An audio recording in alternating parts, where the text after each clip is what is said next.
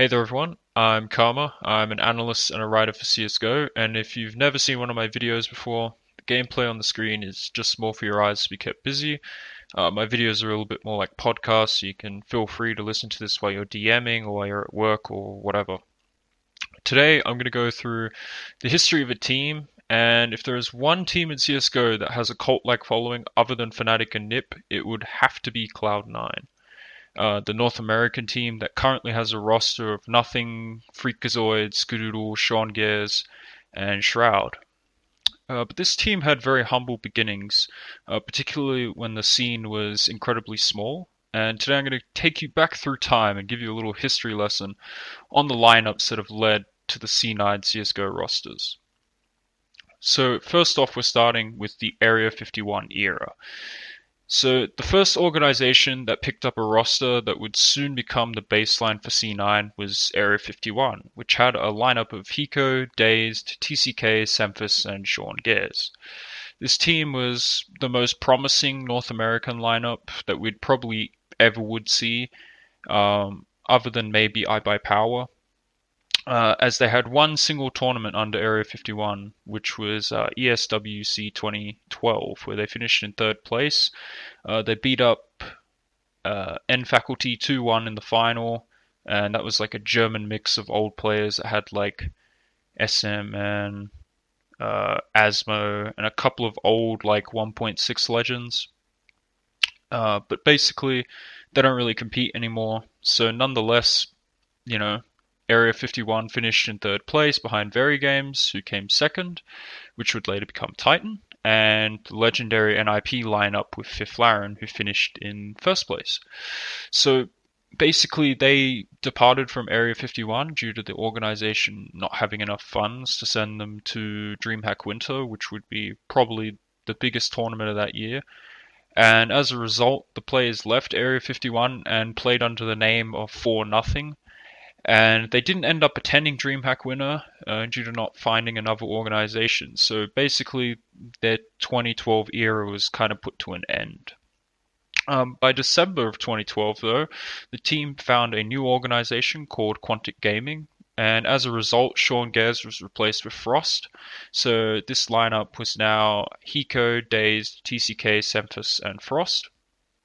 And this lineup would go to Copenhagen Games in 2013 and have poor results, finding themselves top the group, but they would finish only in 5th to 6th place. So with a very grime future, the roster knuckled down and found themselves success on home soil after upsetting Very Games and making it to the finals of ESEA Season 13. And they would unfortunately go 2-1 with NiP in the final. So with such a big win behind them, many thought that the roster would last and that they would be the shining light of NA. But tensions between Dazed and Semphis about in-game leading and particular strategies would basically break the roster apart, and Dazed later moved on to become Team Curse's in-game leader, which would later become iBUYPOWER.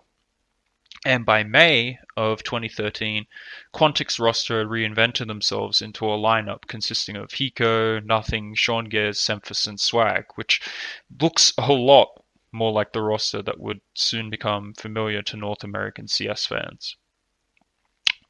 This would later translate into the Complexity era. So by August of 2013, the lineup found themselves under a new home, under the banner of the North American organization that was incredibly legendary in 1.6, and that was Complexity.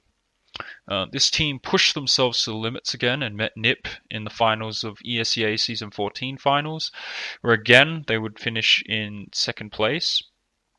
With the major ahead, pretty much all eyes were glued on the North American side as to whether or not they could make the final and take it close with the favorites, who were NIP at the time. So the team actually topped their group with Very Games, where they would go on to beat Astana Dragons 2-1.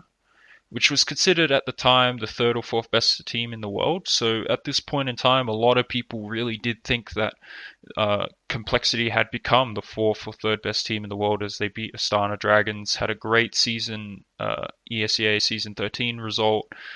So because of that, they would go to the semi-final of DreamHack Winner 2013, where in the semi-final they fell apart and looked incredibly outmatched against Fnatic, falling to the Swedes 16-7 on both Inferno and Mirage.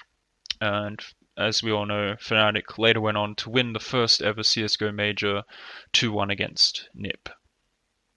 Now the lineup, that is Complexity, went home disappointed. Basically, they had a lot of disappointment because they really did feel like they could have won the final, but that they just met Fnatic, who were just incredibly on fire that tournament. Previous to that, Fnatic didn't really have better results than Complexity, so they really felt like they were either the second or third best team in the world, probably behind Very Games, but if they beat Fnatic, they could have made it to the major final. But they still had their dignity. I mean, obviously finishing fourth or third was incredibly good. And because of that, they were able to make it, to the semi-finals against the best teams in the world. And their next tournament would be ESEA Season 15 finals at the start of 2014, where they would meet basically Titan, who were the original Very Games lineup, which had at this time replaced RPK with Screams. You had Shox, Scream, Smiths, Existence, and NBK. So during this time, Titan had ascended to their peak form, and they were really considered most likely to be the best team in the world, mainly because they had amazing online results. They looked way more dominant than NiP did at this point, so that's why people really did consider them the best team in the world. They had Shox, who was also considered the best player in the world at this point. He had absolutely become this crazy player, winning 3v1s, destroying anyone. Scream also looked incredibly on point, so it just looked like Titan was this indomitable force. So Complexity would take it close with a 2-1 series, which was a 16-14 loss on Dust 2 and a 16-3 win on Inferno and a 16-14 loss on Nuke against Titan. But basically that translated to them being disappointed and worn out, and they would meet their North American rivals iBUYPOWER, which consisted of AZK, Dazed, Adren, Scoodle, and Anger in the lower bracket, where they would, if they won that, have a second chance at facing Titan in the final. But again, in close games, Complexity would lose with a 16-13 loss on Cache, a 16-14 win on Train, and a 16-12 loss on Nuke, basically landing them at third place for the tournament, and with iBUYPOWER claiming the throne as the best NA team by beating Titan in the final 2-1.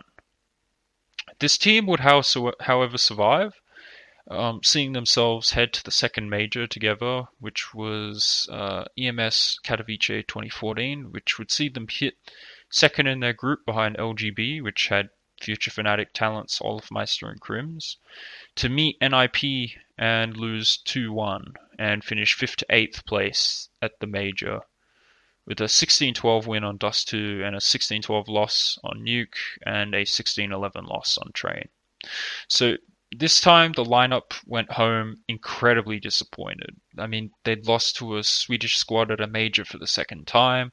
They had incredibly kind of poor form for that entire tournament when you really think about it. Yeah, I mean, they were just behind LGB, but they didn't really show any crazy lineup kind of results like they did at DreamHack Winner 2013. So with the second place finishings to iBUYPOWER and bad major results, the lineup came into a huge slump, and as a result, Swag would see himself leave the team in March and head to rivals iBUYPOWER. And because of that, Complexity had switched with iBUYPOWER and gained Anger, and they tried to reconcile their lineup and put Anger in Swag's spots, but This would lead to them barely qualifying for ESEA Season 16 finals with an 8-win, 8-loss record in online matches. But with that came a surprising complexity that came out absolutely smashing at the Season 16 finals LAN, where they smashed NIP 2-1 in their first match, which basically pushed NIP out. They were done.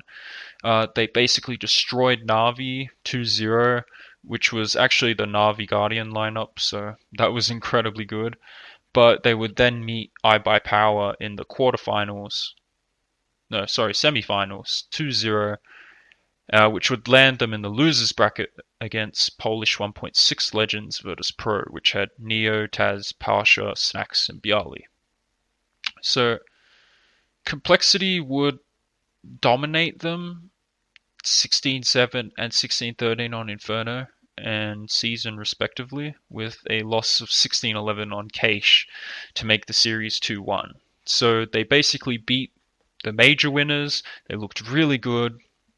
Leading up to the match with the rivals iBUYPOWER, which had a new lineup with Adren being replaced with Steel, who was a CSS legend.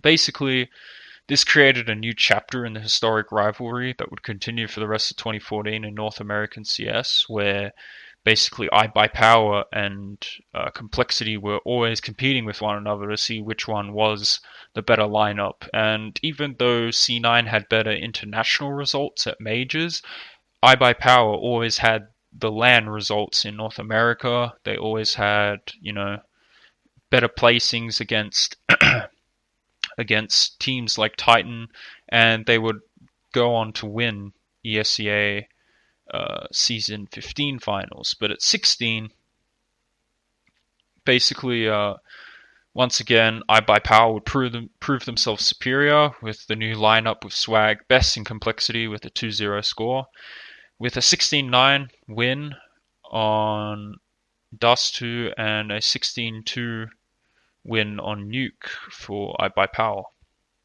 So basically, with their backs broken and iBUYPOWER proving themselves as the better North American side, Complexity had serious doubts as to whether they could survive as a team within the region. I mean, sure, their results at ESEA 16 finals looked great, but their online matches were quite poor, and it was very clear that Anger didn't quite fit in. As a result, Anger was pushed out in July after Season 16, and Complexity was looking ahead to Cologne 2014. During this time, the CSGO scene was expanding, probably at its quickest rate that it ever had, and now more than ever, organizations outside of just the CS organizations were looking to spend money on players and push their brand. So in August, Complexity would lose their lineup basically over sticker money problems or complications, mainly due to the fact that the players were not happy with their contracts, which stated that the organization got to keep all the sticker money. And as a result, Complexity found themselves losing their team to a organization that was famous for their League of Legends team, which was Cloud9, which would basically win their players by granting them their sticker money, salary, and they would help sign upcoming Canadian talent Shroud from Manajumas. Basically, join me in part 2, where I will discuss how C9 became a legendary lineup that would rise and eventually fall into their worst results ever, and thereby transform into a legendary lineup that would have 3 second-place consecutive finals in Europe.